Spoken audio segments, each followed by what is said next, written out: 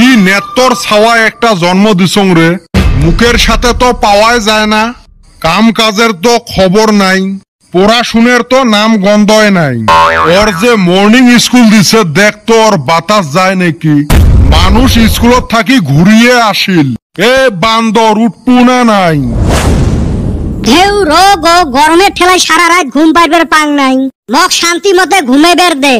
সুসে সারা রাত মোবাইল টিপি থাকিস আর তোর সকালে ধরে ঘুম।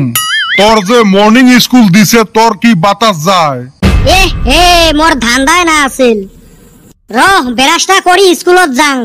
ও মোর দুলেলি মানুষের ছাওয়া স্কুলত থাকি আসি বাড়িয়ে পাইল। কইস কি এত তাড়াতাড়ি ছুটি দিছে? এ নেত্তর 11টায় বাজিলার। তোমরা গুলে কোনো কামের নহান, এত মতে কলুক মক সকালে ডাহে তুলি দেন, দেহ তো গেল না মোর স্কুলটা মাইর।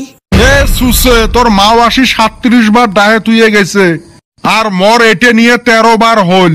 নেত্তর নিজে উঠবেন নহয় মানুষের দোষ দিবে। ঢেউ আজকে স্কুলত ডিম দিয়ে ভাত দিল হয়, গেল না তোমার জন্য মোর ডিমটা লস হয়ে। হ্যাঁ কি কলু, তুই ডিম লস করলু আজকে? হারামজাদা তুই স্কুল যাস নাই ওটে মোক বেশি খারাপ লাগে নাই, কিন্তু তুই যে ডিম দিয়ে ভাতটা হারালু মোর তো গাও ঝমঝমাইবে লাগছে।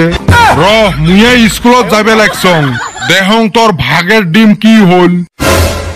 হায় রে সামার রে, মান সম্মান তো এমনও নাই আরো গেল হারাইবার না। স্কুলটাও যদি বাদ গেল যাং অল্প আড্ডা মারি আইসং। এই মর্নিং স্কুল দিলে ঝড়ের দিন আরম্ভ হয়। আচ্ছা মাস্টারগুলো তো জানে মর্নিং দিলে বৃষ্টি হয়, তার যেই শুন গরম পড়ে লগে লগে মর্নিং গো হারে না, দিলে তো গরমটা আমরা পাই না। এটে না ওই কথার মতো হল, কুন্ডার লেট্রিন লাগার আগতে পানির বদনা নিয়ে বসি থাকা। যাই হই গাইছে কিন্তু ডিমটা ভালো লাগছিল, ভাজা ভাজা কইরা দিছিল। হায় রে কি স্বাদ, আমি আজকে এক গামলা ভাত মাইরা দিছি। না খাওয়া বাড়ির জীবনে পান না, ওতে নাক ডুবি খাচ্ছিস না? নিজে খাইবার পায় নাই যে আজকে। এ বেটা ছাওয়া না ডিমের লবত স্কুল যায় না, হেন্নিকা তো খালি যেই দিন ডিম দিব ওই দিন যাস। হেউ আজকে ডিমটা হারে মনটাই খারাপ হয়ে গেল, বাড়ির তো সকালে উঠি পন্তা ছাড়া কিছু জটে না।